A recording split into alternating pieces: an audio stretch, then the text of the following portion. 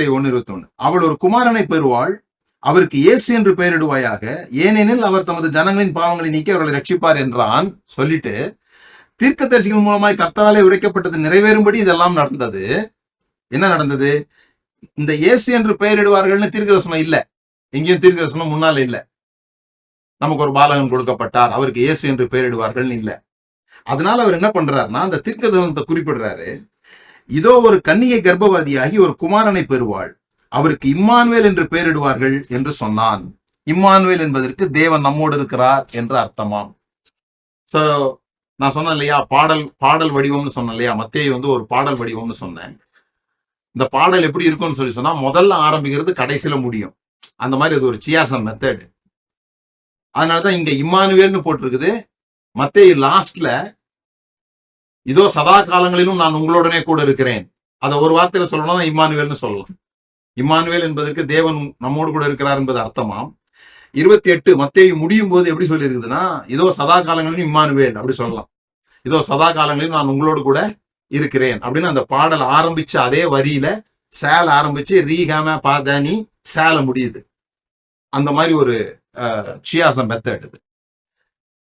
ஆனா நமக்கெல்லாம் தெரிந்திருக்கிறது போல இம்மானுவேல் அப்படின்னு நிறைய பேருக்கு பேர் இருக்கும். இங்க யாராவது இருக்காங்களான்னு பார்ப்போம் இம்மானுவேல்னு சொல்லிட்டு. எப்படியும் ஒரு சபையில ஒரு இம்மானுவேலாவது இருப்பாங்க. இம்மானுவேல் நிறைய பேர் இருக்கும். தேவன் நம்மோடு கூட இருக்கிறாருன்னா நமக்குலாம் ஒரு சந்தோஷம், ஒரு ஒரு ஒரு கடவுள் நம்ம கூட இருக்கிறார்ப்பா அப்படின்ற மாதிரியான ஒரு விஷயம். ஆனா இந்த இம்மானுவேல் இருக்காருல்ல, இங்க இம்மானுவேல்னு போட்டிருக்குல்ல, அது எதற்கு அடையாளமா இருக்குன்னா தட் இஸ் நாட் பாசிட்டிவ். அது ஒரு பாசிட்டிவ் சைன் கிடையாது, அது ஒரு நெகட்டிவ் சைன். ஏன்னா நான் ஏற்கனவே சொன்னது போல ஒரு குறிப்பிட்ட அதிகாரத்துல இருந்து, அப்போ அவங்களுக்கு அதிகாரமா கிடையாது, வசனமா கிடையாது, பாடலா இருக்கும். அப்போ ஒரு குறிப்பிட்ட பாடல்ல இருந்து ஒரு பகுதியை சொன்னா அவங்களுக்கு அந்த முழு பகுதியும் ஏன் சொல்லப்பட்டதுன்றது அவங்களுக்கு தெரியும். அப்ப இது எங்க இருந்து குறிப்பிடுறாருன்னா ஏசாயா 7வது அதிகாரத்திலிருந்து குறிப்பிடுகிறார். ஏசாயா 7வது அதிகாரம் 14வது வசனத்தை குறிப்பிடுகிறார். ஆகையால் ஆண்டவர் தாமே உங்களுக்கு ஒரு அடையாளத்தை கொடுப்பார், இதோ ஒரு கன்னிகை கர்ப்பவதியாகி ஒரு குமாரனை பெறுவாள், அவருக்கு இம்மானுவேல் என்று பெயரிடுவாள். இதுதான் அந்த வசனம் 7:15 இருக்கு, சென்டர்ல இருக்கு. ஆனா இது என்ன கதை அப்படின்னு சொன்னா, ஆகாஸ் ராஜா உங்களுக்கு தெரியும், அந்த டைம்ல தான் ரெண்டா பிரியுது தேசம், யூதாயா தேசம் இஸ்ரேல் தேசம்னு பிரியுது, ரெண்டா பிரியுது. இஸ்ரேல் நார்தன்ல இருக்கு, ஜுடாயா சதன்ல இருக்கு. அந்த சதனுக்கு அந்த பக்கம் பாத்தீங்கன்னு சொன்னா ஈரான், இப்ப இருக்கிற அந்த சிரியா அந்த பக்கம் இருக்குது. இந்த ரெண்டு ராஜாக்களும் சேர்ந்து கொண்டு, இந்த இஸ்ரேல் ராஜாவும் சிரிய ராஜாவும் சேர்ந்து கொண்டு யூத ராஜாவாகிய ஆகாச அட்டாக் பண்ண வர்றாங்க. அப்போ ஆகாஸ் ரொம்ப பயந்துடுறான். ஏன்னா பெரிய ராஜாக்கள் 2 பேரும் வர்றாங்க, பெரிய ராணுவ வீரர்கள் படை வைத்திருக்கவங்க வர்றாங்க. நடுவுல இப்ப இருக்கிற மாதிரி இஸ்ரேல் இருக்குது. அப்போ ஏசாயா அவருக்கு ப்ராஃபஸி சொல்றதுக்காக வர்றார். ஆண்டவர் அவர் அனுப்புறார். ஒன்னும் பிரச்சனை இல்லை, எல்லாம் நல்லாயிடும், இதெல்லாம் ஒண்ணுமில்லாம போயிடும், எதிரிங்கெல்லாம் ஒண்ணுமில்லாம போயிடுவாங்க அப்படின்னு ஒரு ப்ராஃபட் சொல்றார். சொல்லும்போது அவர் சொல்றாரு, சரி இதெல்லாம் உனக்கு நம்பிக்கை இல்லைன்னா 11வது வசனம், நீ உன் தேவனாய கர்த்தரோட ஒரு அடையாளத்தை வேண்டிக்கொள், அதை ஆழத்தில் இருந்தாகிலும் உன்னதத்தில் இருந்தாகிலும் உண்டாக கேட்டுக்கொள் என்றார். ஆகாசோ நான் கேட்க மாட்டேன், நான் கர்த்தரை பரீட்சை செய்ய மாட்டேன் என்றார். இந்த ஆகாஷ் கடவுள் சொல்றாரு என்கிட்ட ஒரு அடையாளம் கேளுன்னு, இவன் கடவுளோட மிந்தின நீதிமான் ஆகிறான். அப்பதான் இந்த ராங் கோட்டிங்லாம் நடக்குது. இப்ப நம்ம தவறான சில சமயங்கள்ல தவறான வசனத்தை கோட் பண்ற மாதிரி இந்த இடத்துல பழைய உபாகம புஸ்தகத்துல இருக்கிற ஒரு வசனத்தை கோட் பண்றான். நான் கர்த்தரை பரீட்சித்து பார்க்க மாட்டேன், 10 கற்பனைகளை நான் மீற மாட்டேன் அப்படின்னு சொல்லி நான் மாட்டேன்னு சொன்ன உடனே அப்பதான் இவன் சொல்றான், அப்பொழுது ஏசாயா, தாவீதின் வம்சத்தாரே கேளுங்கள், நீங்கள் மனுஷரை விசனப்படுத்துகிறது போதாதென்று என் தேவனையும் விசனப்படுத்த பார்க்கிறீர்களோ, ஆதலால் ஆண்டவர் தாமே உங்களுக்கு ஒரு அடையாளத்தை கொடுப்பார். கடவுள் விசனப்பட்டதுனால கொடுத்த அடையாளம் தான் இம்மானுவேல். கடவுள் சந்தோஷப்பட்டதுனால கொடுத்த அடையாளம் இல்லைங்க. கடவுள் துக்கப்பட்டதுனால கொடுத்த ஒரு அடையாளம் இம்மானுவேல். அந்த இம்மானுவேல் என்ன அர்த்தம்னா, தீமையை வெறுத்து நன்மையை தெரிந்து கொள்ள அறியும் வயது மட்டும் அவர் வெண்ணையும் தேனையும் சாப்பிடுவார். அது வரைக்கும் தேசம் செழிப்பா இருக்கும், வெண்ணெய் கிடைக்கும், பால் ஓடும், தேனு கட்டும், தேசம் செழிப்பா இருக்கும் இந்த பிள்ளை வளர்ற வரைக்கும். ஓகேங்களா?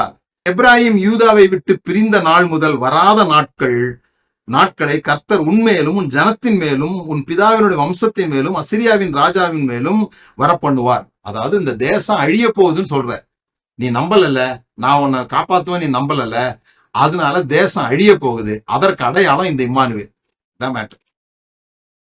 அப்ப இம்மானுவேல் வந்தாருன்னா என்ன அர்த்தம்னா தேசம் அழிய போகுதுன்னு அர்த்தம்.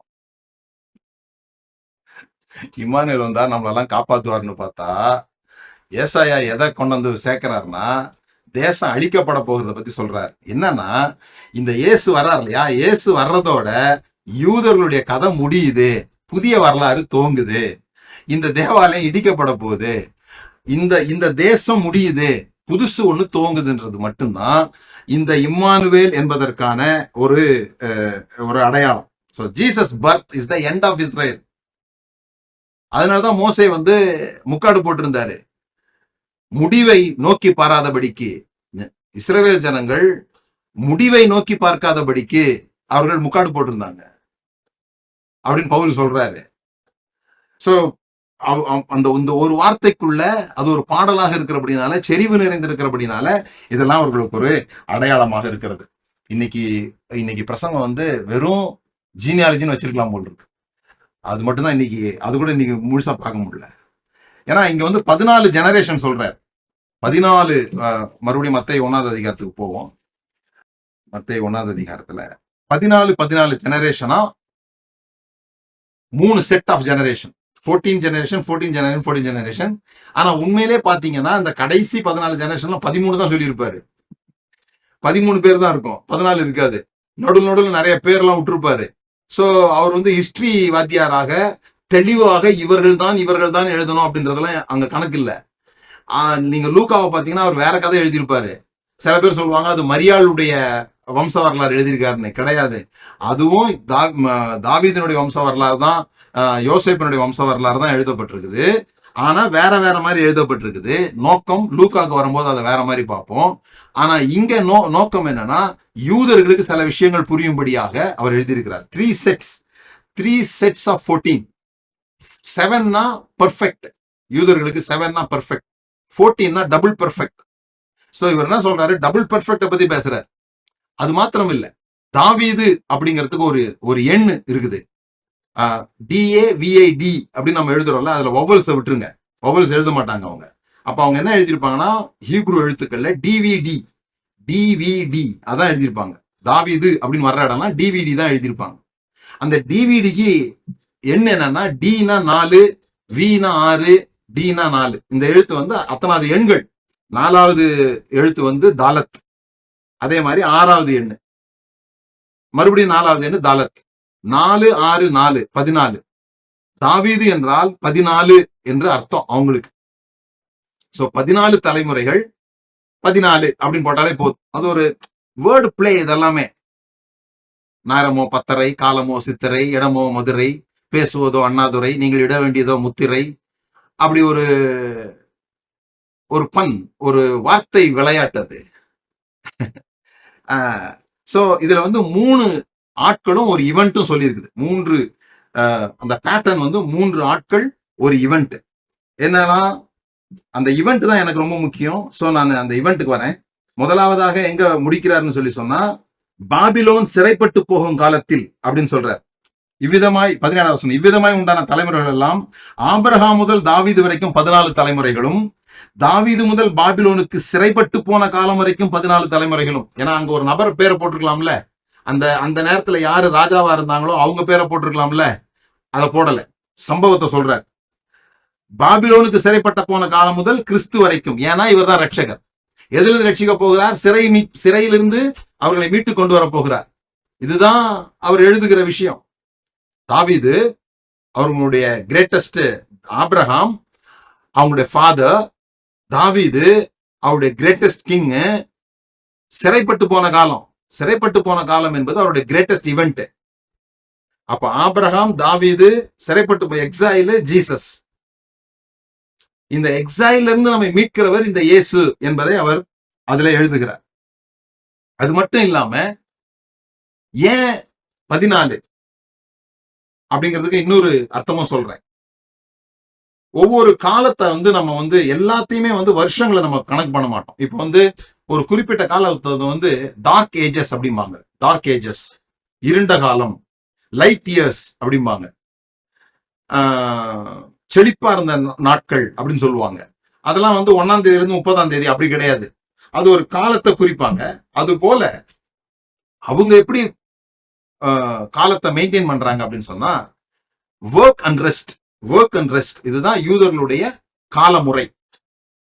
சாயங்காலமும் விடியற்காலமுமாகி முதலாம் நாள் ஆயிற்று அப்படின்னு சொல்றாங்க இல்லையா, ஒர்க் அண்ட் ரெஸ்ட். அதே போல ஒவ்வொரு நாளும் சாயங்காலம் ரெஸ்ட், பிறகு அடுத்த நாள் காலையில ஒர்க். அதே போல 6 நாள் வேலை, 7வது நாள் ஓய்வு நாள். அதே போல 6 மாதம் வேலை செய்வாங்க. 7வது மாதத்துல நிறைய பண்டிகைகள். 7வது மாதத்துல தான் 4 பண்டிகைகள் வரும். அது ஒரு ஓய்வு மாதம் மாதிரி. அதே போல 6 வருஷம் வேலை, 7வது வருஷம் அவர்கள் வயலுக்கெல்லாம் விடுமுறை கொடுத்துடணும், ரெஸ்ட். அந்த 7 வருடம் 7 வருடங்கள் ஆகும்போது 7 cycles of 7, 49, 50th இயர் இருக்கு பாருங்க. அந்த 50th இயர் வந்து என்னன்னு சொல்லி சொன்னா rest. So work rest, work rest, work ரெஸ்ட்ன்ற சுழற்சி வருது. அப்ப இந்த 7வது 7 எப்ப துவங்குது அப்படின்னா 6/7 முடிஞ்ச பிறகு 7வது 7. 6/7 என்னன்னா 42, 14/3 என்னன்னா 42. இது ஒரு கணக்கு படம் மாதிரி இருக்குல்ல. அப்ப என்ன சொல்ல வர்றாரு, உலகம் வேலை செய்து கொண்டிருந்தது இந்த 42 வருஷம். ஆனா ஓய்வு காலம் வரப்போகுது.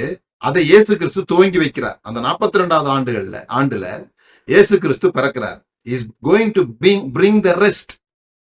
ஒரு விடுதலையை, ஒரு ஜூபிலியை அவர் கொண்டு வர போகிறார். இதுதான் முக்கியமான ஒரு விஷயமா சொல்றார். அதே போல பொதுவாக அவர்கள் வந்து பெண்களை வந்து ஜீனியாலஜில சேர்க்க மாட்டாங்க. இந்த வம்ச வரலாறுல பெண்களை சேர்க்க மாட்டாங்க. ஆனா மத்தேயு பெண்களை சேர்க்கிறார். ஏன்னா நீங்க அவரை ரிஜெக்ட் பண்ணி யார் வரப்போறா, புறஜாதிகள் தான் அவரை ஏற்றுக்கொள்ள போறாங்க. அதை ஜீனியாலஜில இன்க்ளூட் பண்றாரு. இந்த 4 பெண்களும் ஒரு குறிப்பிட்ட, இப்ப பாருங்க, சாராள் அதுல இல்ல. ஆபிரகாமின் மனைவி சாராள் இல்ல, அபிகாயில் இல்ல, ரேச்சல் இல்ல, ரெபேக்கா இல்ல. இவங்களெல்லாம் சேர்க்கல. யார தெரியுமா சேர்க்கிறாரு? தாமாரு, ராகாபு, ரூத்து, பெஸ்தேபா, இவங்களை சேர்க்கிறாரு. விளங்குது உங்களுக்கு? புறஜாதிகளை கொண்டு வந்து சேர்க்கிறாரு. அவங்களுடைய மதர் ஆஃப் நேஷன் எல்லாம் சேர்க்கல. பிரபலியமானவர்களை சேர்க்கல, ரெபேக்கால சேர்க்கல, ராகேல சேர்க்கல. ஏன் இந்த தாமார சேர்க்கிறாரு? ஏன்னா ஜூவும் ஜென்டைல்ஸையும் ஒன்னாக்குறாரு, விமனை உள்ள கொண்டு வர்றாரு. அது மாத்திரம் இல்லாம இந்த 4 பெண்களுடைய பிஹேவியரும் கொஸ்டினபிள் பிஹேவியர்.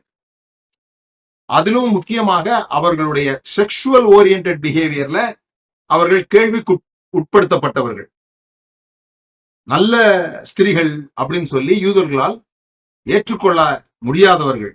ஏன்? இந்த தாமாரும் ராகாபும் கானானியர்கள். தாமார் யாருன்னு உங்களுக்கு தெரியும். அவருடைய மாமனாரை வந்து அவ வந்து மறைமுகமாக இது பண்ணி அவர் மூலமாக குழந்தை பெற்றுக் கொள்வார். ராகாப் நமக்கு ஏற்கனவே தெரியும். அவ எரிஹோல அவ விபச்சார தொழில் செய்து கொண்டிருந்தார். ரூத் ஒரு இரவுல, ஒரு மோவாபிய பெண், ஒரு இரவுல அவ போய் ஒரு புருஷனுடைய கால்களின் கீழே படுத்து டேக் மீ அப்படின்னு சொல்லி தன்னை கொடுக்கிற ஒரு சீன்ல அவளை பார்க்கிறோம். பெத்சிபா தெரியும், தாவீதினுடைய காரியங்கள். அவ வந்து ஒரு ஏத்தியனுடைய மனைவியா இருந்தவ. தாவீது பாவம் செய்த அந்த பெண். சோ இதுல நீங்க பாத்தீங்கன்னா இந்த மோவாபியர் இருக்காங்கல்ல, இந்த மோவாபியர்கள் வந்து சேர்த்து கொள்ளக்கூடாதவர்கள். 10 தலைமுறைகளுக்கு தேவாலயத்துல சேர்த்து கொள்ளக்கூடாதவர்கள். இந்த ஹிட்டடைட் இருக்காங்கல்ல, ஏத்தியர் இருக்காங்கல்ல, அவங்க கானான்ல இருந்து விரட்டப்பட வேண்டியவர்கள். சோ யாரெல்லாம் விரட்டப்பட வேண்டியவர்களோ, யாரெல்லாம் சேர்த்து கொள்ளக்கூடாதவர்களோ அவர்களை எல்லாம் இயேசு சேர்த்து கொண்டார். அவருடைய வம்ச வரலாறுல அதை தான் மத்தேயு குறிப்பிடுகிறார்.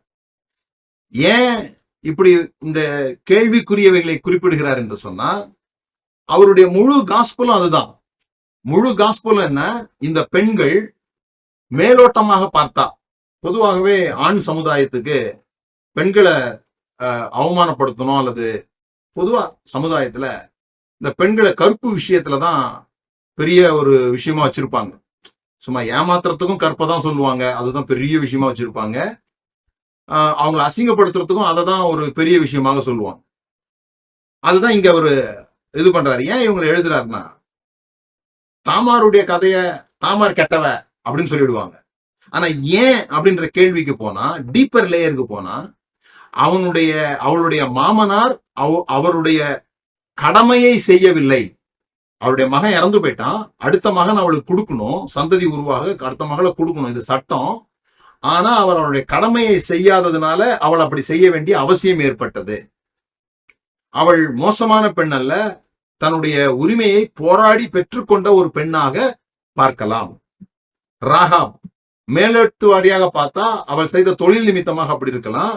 ஆனா அவள்தான் கானானுக்கு இவங்க போகும்போது கானானை கர்த்தர் அவர்கள் கையில கொடுத்துட்டார் என்பதை அறிந்தவளாக அந்த உளவாளிகளை, வேவுக்காரர்களை காப்பாற்றுகிறாள். கர்த்தருடைய ஊழியக்காரியாக மாறுகிறாள். அவளும் உன்னதமான நோக்கத்தை உடையவளாக இருக்கிறாள். ரூத் அவ விருப்பப்பட்டு போகல, தன்னுடைய மாமியாருக்கு செய்ய வேண்டிய கடமையாக அவளுக்கு ஒரு சந்ததி அவள் கொடுக்க வேண்டும் என்பதற்காக அவள் போகிறாள். மாமியார் சொன்னதை கேட்டு போகிறாள், நகோமி சொன்னதை கேட்டு போகிறாள். பத்சேபா விக்டிம், உங்களுக்கு தெரியும், அது தாவீது நிமித்தமாக அவ ஒரு விக்டிமாக தான் இருக்கிறாளே தவிர அவ ஒரு கெட்ட பொம்பளையாக நீங்க சொல்ல முடியாது. ஏன்னா யூதர்களுக்கு தாவீதை உயர்த்தி காமிக்கணும். தாவீதை உயர்த்தி காமிக்கிறதுக்காக அங்க கதையெல்லாம் சொல்லியிருந்தாங்க. என்ன கதைனா, இந்த பெண்மணி தன்னை சுத்தப்படுத்திக் கொள்வதற்காக, அதாவது மத ரீதியாக சுத்தம் பண்ணுவாங்களா, தண்ணி வச்சு கழுவுவாங்க, அப்படி கழுவுவதற்காக அவ இருக்கும்போது தாவீது நல்லபடியா தான் நடந்துகிட்டு இருந்தான். அந்த நேரத்துல சாத்தான் ஒரு பறவை என்ன பண்ணிருக்கிறான், எங்க இருந்து அடிச்சு விட்டுருக்கான் பாருங்க. சாத்தான் விட்டதுனால சாத்தான் கரெக்டா அங்க உள்ள அந்த பறவையை பார்க்க போன இடத்துலதான் தாவீது இப்படி பார்த்துட்டான் அப்படின்னு அவங்களுக்கு ஒரு பேக்ரவுண்ட் ஸ்டோரி. ஏன்னா தாவீதை நல்லவனா காட்டணும், இது தாவீதுடைய பிரச்சனை கிடையாது, இது சாத்தான் தான் தாவீதை இப்படி பண்ணிட்டான் அப்படின்னு காட்டணுங்கிறதுக்காக ஒரு கதை. ஆனா உண்மையிலே என்னன்னா, இவ விக்டிம் அப்படிங்கறதான் அவர் எழுதுறார். இதை ஏன் எழுதுறாருன்னா, அதற்கு கீழாக இயேசுவின் தாயாகிய மரியாளும் கூட சந்தேகத்துக்கிடமான முறையில தான் குழந்தை உண்டாயிருக்குது.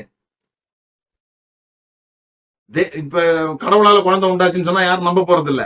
மேலோட்டமாக பார்த்தால் மரியாளும் மோசமானவர்களாக கருதப்படுவார்கள்.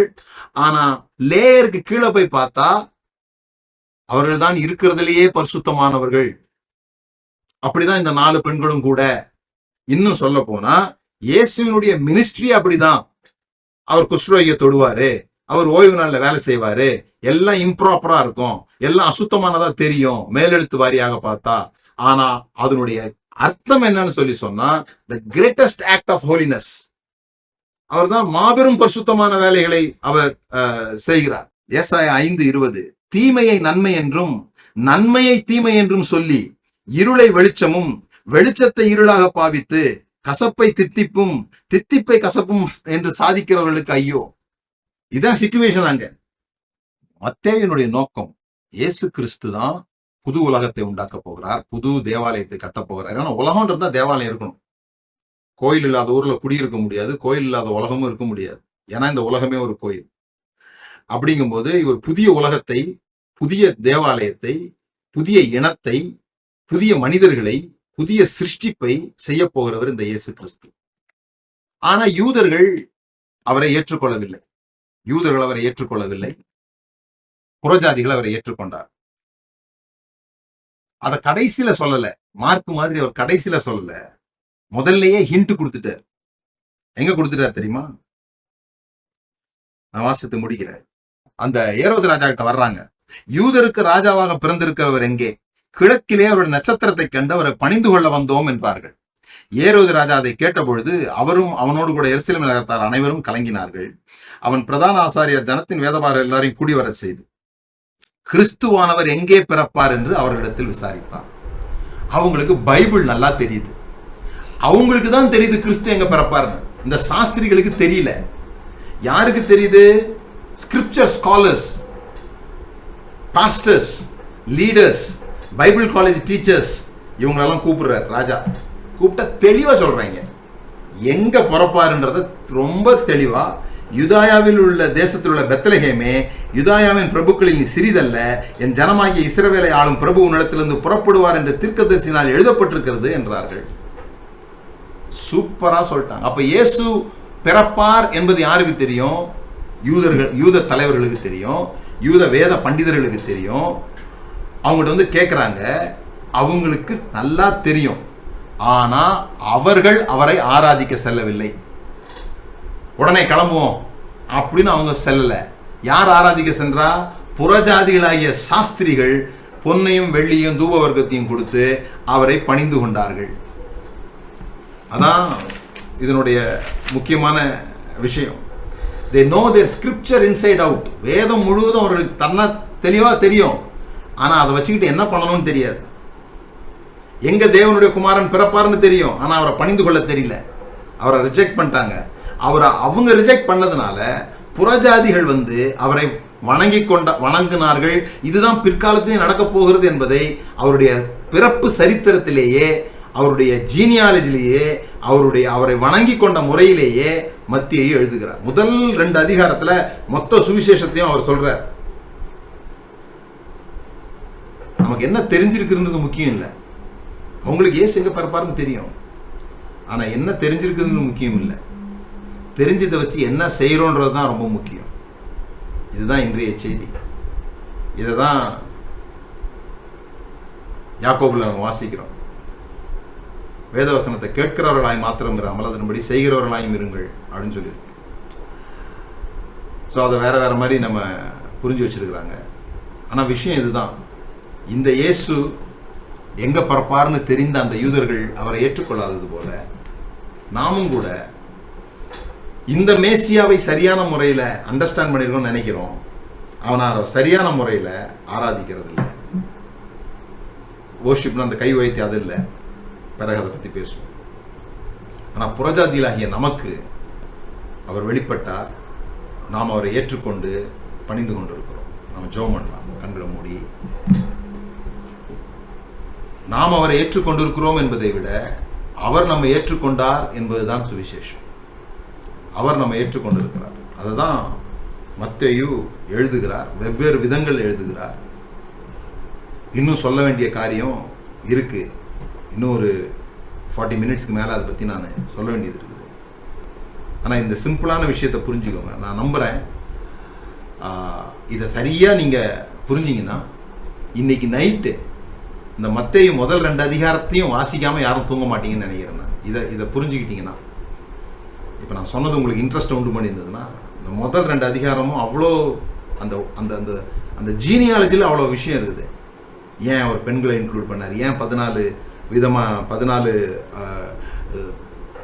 வம்ச வரலாறு எழுதினார், அது ஏன் 3 செட்டாக எழுதினார், யாரை உள்ளே இன்க்ளூட் பண்ணியிருக்கிறாரு, ஏன் அவர் தாவீதின் குமாரன் சாலமோனின் குமாரன் சொன்னார். அப்படி சொன்னோன்னே என்ன ஞாபகத்துக்கு வருது? Self sacrifice. ஈசாக்கு தன்னையே பலியாக கொடுக்க போனது போல இயேசுவும் தன்னையே பலியாக கொடுப்பார். எப்படி சாலமோன் ஞானத்தில் பெரியவராயிருந்தாரோ அதை விட இவர் ஞானத்தில் பெரியவராயிருப்பார். எப்படி சாலமோன் கட்டின தேவாலயம் பெரிய தேவாலயமோ அதை விட பெரியவர் நம் நடுவே வந்திருக்கிறார். பிதாவே உமக்கு நன்றி செலுத்துகிறோம். உங்களுடைய குமாரனாகிய இயேசு கிறிஸ்துவினுடைய கதை எங்களுடைய மீட்பாக இருக்கிறதற்காக நன்றி ஆண்டவரே.